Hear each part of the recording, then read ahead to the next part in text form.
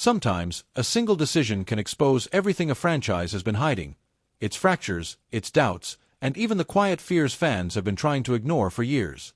People often think success comes down to talent or luck, but anyone who has followed this sport closely knows the truth is far more uncomfortable. Teams rise when their internal foundation is strong, and collapse when the cracks finally become too big to deny. And while most fans search for a villain or a hero, the real story usually hides in the small details, those subtle shifts that hint at a bigger truth waiting to be revealed. Today's story begins exactly on that point, and the twist behind it is something most Mets fans were never prepared to face.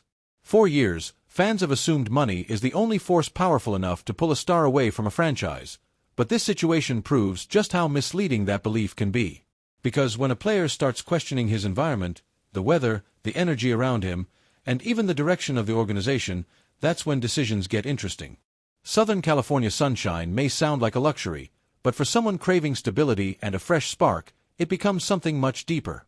And when you look at the Mets' postseason track record next to the Dodgers' 3 championships in the same period, the emotional weight of this choice starts to look different.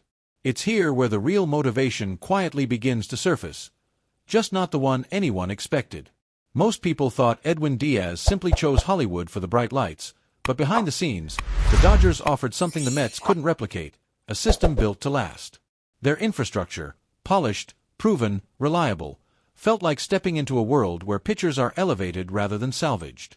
And then comes the twist that fans are still trying to process: Jeremy Hefner's departure.